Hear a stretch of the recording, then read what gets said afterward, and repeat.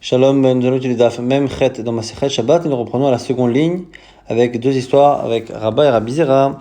Rabba et Rabbi Zera avec Laou Lebe Resh Galuta. Ils étaient chez le chef, le dirigeant de la Galoute, Resh Galuta. Chazua Laou Avda Danar Kuza de Maya Afuma de Kumkema. Ils ont vu un serviteur qui était en train de mettre un récipient d'eau froide à côté, sur le côté comme ça, du concombre qui était chaud sur le feu. Alors, Nisaï Rabba l'a grondé. Rabbi Zera lui dit, mais Maïshne me mecham, qu'est-ce que ça change avec la braïta qui dit qu'on peut mettre un mecham de l'eau sur un autre mecham? Amalé lui répond, Atam, akume kamukim, là-bas, le mecham qu'on met au-dessus du mecham chaud, c'est pour maintenir une eau qui elle-même est chaude. Donc on a de l'eau qui est chaude, on veut la maintenir chaude, on la met sur un mecham. Là ici on crée de la chaleur, puisque l'eau que l'on place au-dessus, elle n'est pas chaude. Ada Chazier, juste après, des paradistodar a fumé des kubas, il a vu qu'il recouvrait un récipient de vin avec un tissu. Et Banach Natla, il laissait poser comme ça le tissu. Nisaï Rabba, là aussi, Rabba l'a grondé. Amal Rabbi Zera lui dit, Amal, pourquoi? Amal lui dit, Ashta Chazit, regarde ce qui va arriver.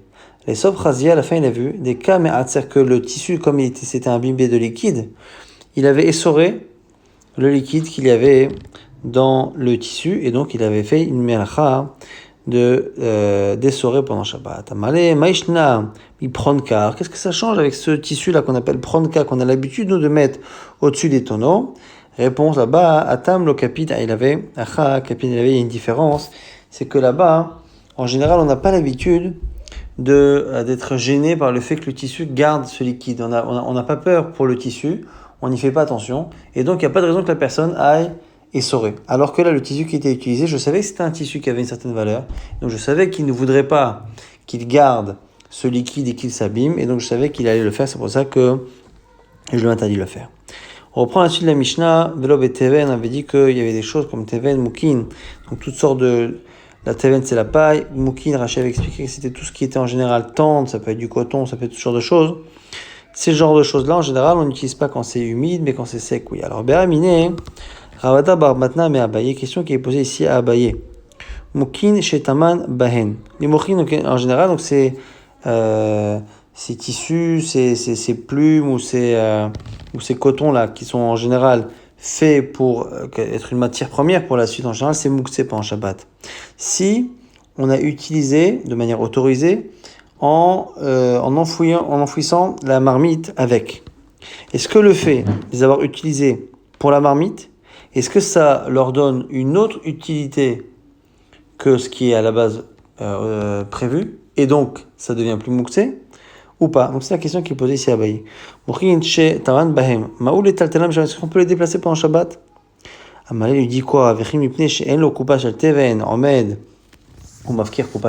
que tu crois que parce qu'il n'a pas...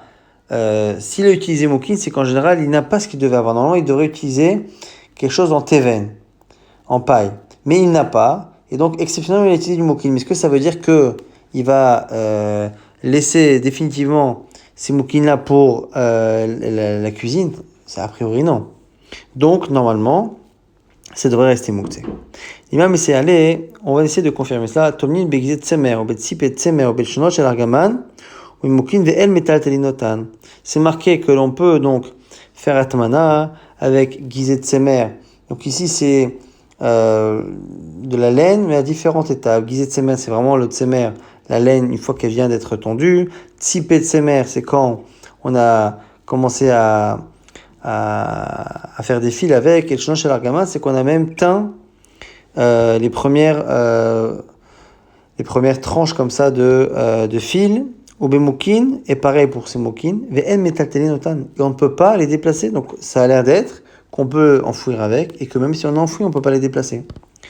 L'agma dit mishum halo eria. L'agma dit non, ça c'est pas une preuve. Achikama, là-bas tu peux très bien dire que im lotaman baen et metaltelin. Peut-être que là-bas qu'on a dit qu'on ne peut pas les déplacer, c'est en général quand on les a pas utilisés, mais quand on les a utilisés, peut-être qu'on peut les déplacer. Et donc, du coup, on n'a toujours pas de preuve, ni dans un sens, ni dans l'autre. Alors, c'est quoi le chidouche? Pour te dire que ne crois pas que les moukines, ce genre de choses, comme on peut s'asseoir dessus, Peut-être que ce ne serait pas du tout Mouksa en général. Oui, c'est Mouksa en général. Maintenant, de cet enseignement, tu ne sais pas si c'est Mouksa tout le temps, même quand on l'a utilisé pour mettre la marmite, ou est-ce que quand on a utilisé pour mettre la marmite, ça perd son statut de Mouksa. Donc la réponse ici n'est pas définitive dans la Gemara. Maintenant, Rafrizda, Charel a adoré Oudra, les Bessadia. Rafrizda a autorisé à ce que l'on remette donc les moukines, tous ces choses tendres, donc ça peut être du coton encore une fois, des plumes que l'on remet ici dans un coussin, dans un oreiller. Donc il a autorisé à ce qu'on remette les plumes les moukines qu'il y a dans l'oreiller. Beshabbat. Alors on objecte cet hiver, Rav Chanan Bachizda.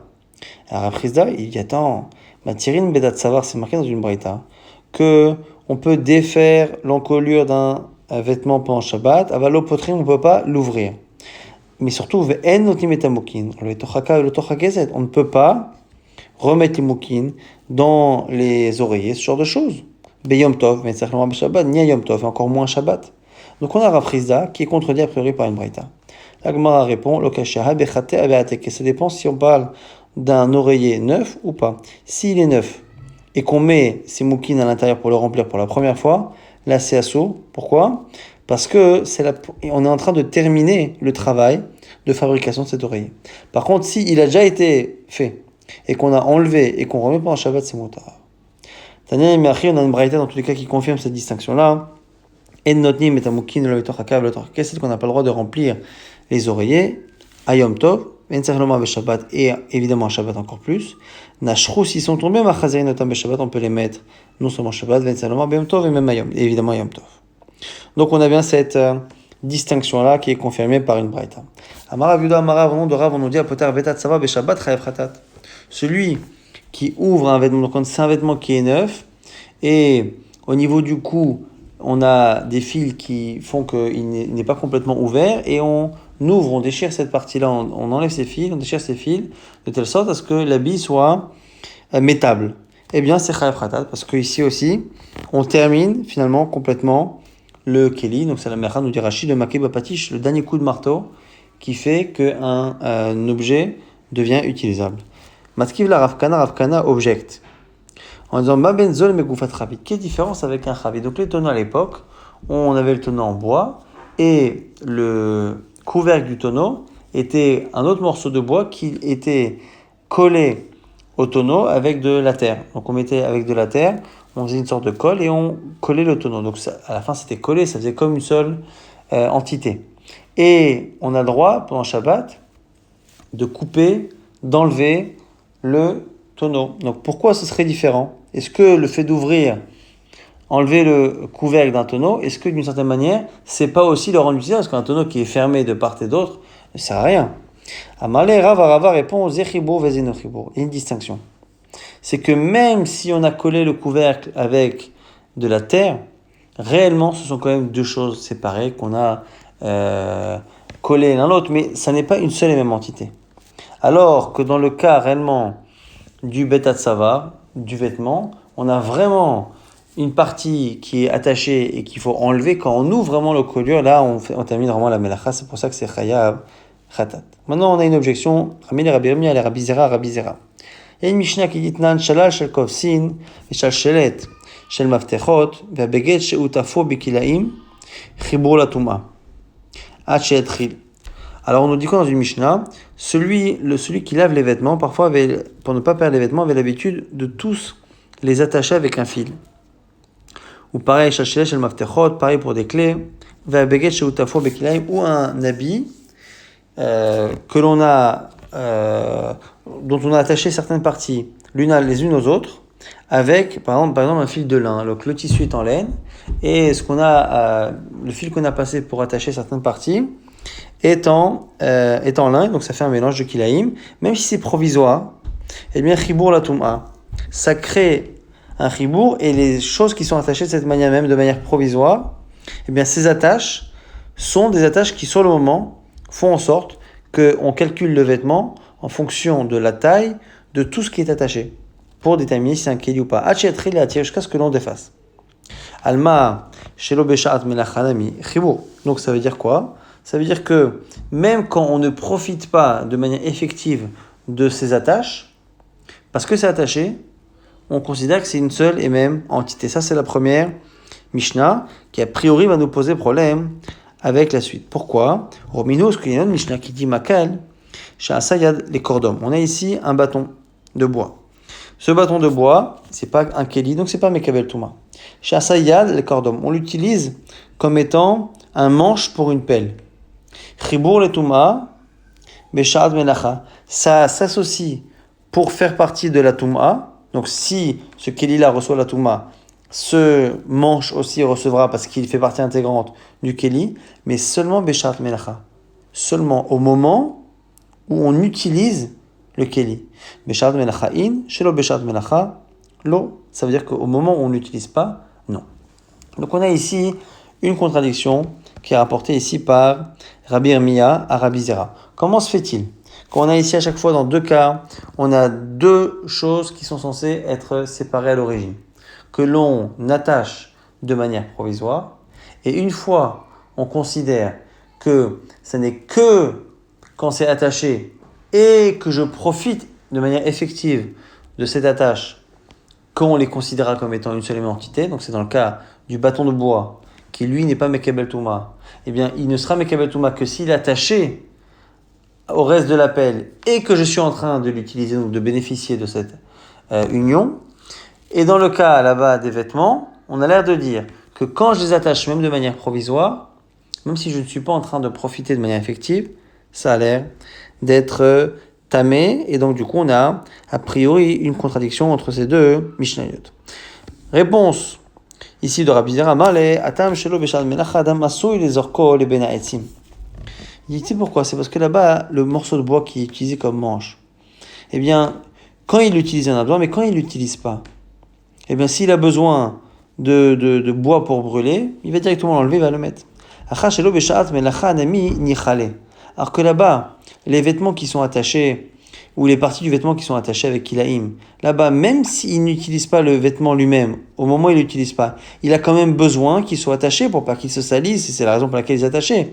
Parce que sinon il sera obligé encore de les nettoyer. Donc il y a une utilité qui est constante. Et c'est pour ça que là-bas, ça s'appelle Achibur la Touma. Alors que dans le cas du morceau de bois qui est utilisé comme un manche, il n'y a qu'au moment où on l'utilise qu'on a vraiment une utilité. La suite de la Gemara, c'est un enseignement qui est en plusieurs versions. Donc Bessoura, dans la ville de Soura, Matnoula le Ashmata Mishmede Rav Chizda, on enseigne ça au nom de Rav Chizda. A Pumpedita Matnou Mishmede Rav Kana, au nom de Rav Kana. Armela Mishmede Rava, certains disent au nom de Rava. Que Mantana Hamilta d'Amour Rabbanan Kalam Choubar Lo Arezekemo. Qui a dit, quel est le Tana qui pense que tout ce qui est attaché à un objet a le même statut que lui? Alors on nous dit, comme Rav Lamar, venant de Rav, c'est Rabbi Meir. Dites-nous dans une Mishnah, Bet Apar ou Bet Tavlin ou Bet Aner, chez Bakira, on parle ici de kirot, donc de petits fours, dans lesquels il y a sur le côté des petits récipients pour mettre de l'huile, pour mettre des épices ou pour mettre même une bougie. Eh bien, metamein bemaga ve'en metamein ba'avir. Ils reçoivent la toum'a par le contact. C'est-à-dire si la kira, qui est un objet, est en contact avec une source d'impureté, avec un reptile mort par exemple, eh bien l'impureté qui va tacher la kira va également toucher le bêta-par, bêta-tavlin ou bêta-ner. Mais pas par contre si la toum'a elle est suspendue dans le four. Ça c'est livré Rabbi Meir. Rabbi Shimon metaher, Rabbi Shimon il est metaher. Alors attends, Bishlama Rabbi Shimon, je peux comprendre. Donc déjà on a compris pourquoi c'est Shitat Rabbi Meir de dire que c'est la même chose. En tout cas maintenant il y a une contradiction de Rabbi Meir. C'est que Rabbi Meir il dit que c'est une seule et même entité par rapport à la touma de contact, mais pas par rapport à la touma qui de l'air ambiant. Alors il y a une contradiction. Là il m'a dit attends je comprends pas. Pour Rabbi Meir, comment comprendre ici Rabbi Meir Bishlama Rabbi Shimon Kasava Alav Kikiradamu. Rabbi Shimon à la limite il est cohérent parce qu'il dit que il ne faut pas partie intégrante de la kira.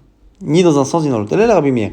Si c'est vraiment une partie de la kira, alors même lorsque c'est à l'intérieur du four, ça devrait être métamé ces parties-là.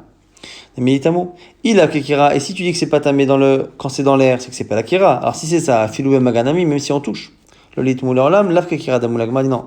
Minatora, c'est fait pas partie de la Kira. Les Rabbanan ou des Gazrou Behu. Et c'est Chachamim qui ont dit que c'est comme si. Et quoi? Alors, Igazrou Baou, Afilou Bavienami, il est à moi. Alors, quand ils font la Xera Chachamim, ils devraient faire la Xera Shkobu.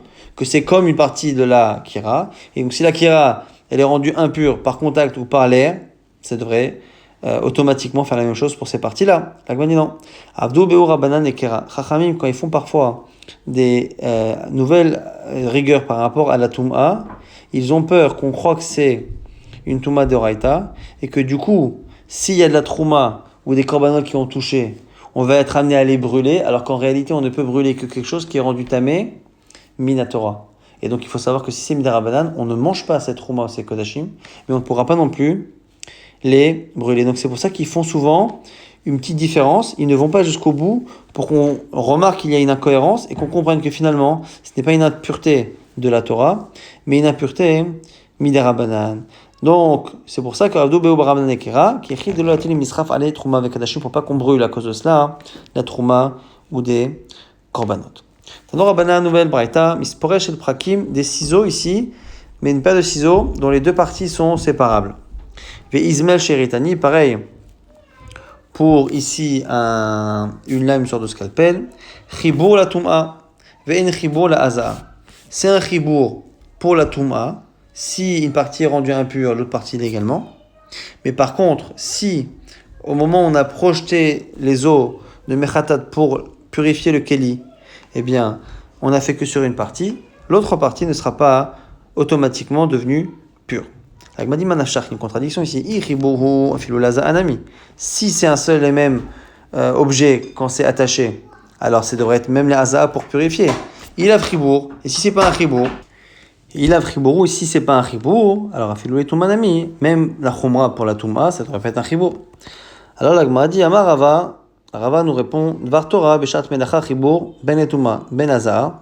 En réalité, Minatora, ça dépend du moment. Si on est en train de l'utiliser, c'est vraiment un seul et même objet, que ce soit pour la paire de ciseaux, ou soit pour le Ismael, c'est vraiment la même chose. Ben la Touma, Ben Hazar, que ce soit les Achmir pour rentamer, ou pour les Akel pour rendre pur. Chez l'Obeshat Menacha, et no Chibour, et quand c'est pas utilisé, eh bien, c'est pas un Chibour du tout, ni la Touma, ni l'Aza. Mais Miderabanan, Chachamim, ils ont été gozer. Et à chaque fois, on va dans la Khumra pour éviter d'avoir un problème. C'est-à-dire, Gazura Banan al Tum'a, Shelo Beshaat Melacha.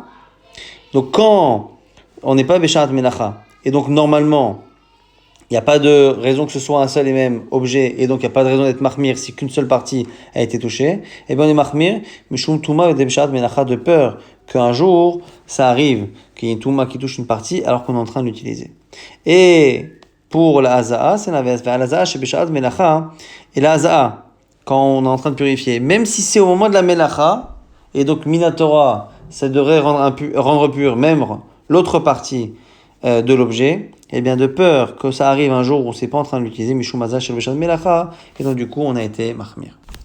On va faire un petit résumé rapide. On avait vu avec l'histoire de Rabba et de Rabbi Zera que Rabba avait dit qu'on n'a pas le droit de chauffer de l'eau sur un mecham. Si elle est chaude, la maintenir au-dessus d'un mecham, oui, mais par contre, la chauffer de cette manière, c'est interdit. Il a aussi dit qu'on n'a pas le droit de laisser tremper dans un liquide un vêtement, un tissu qui a une certaine valeur et qu'on pourrait essayer de protéger de cette eau en l'essorant. Donc, Midrabanan, c'est assour de peur qu'on soit sorret, sauf si le tissu lui-même n'a aucune valeur. On a vu également qu'a priori, les moukines ou tout ce qui était comme ça, tant comme du coton, comme des plumes, a priori, c'est mouksé.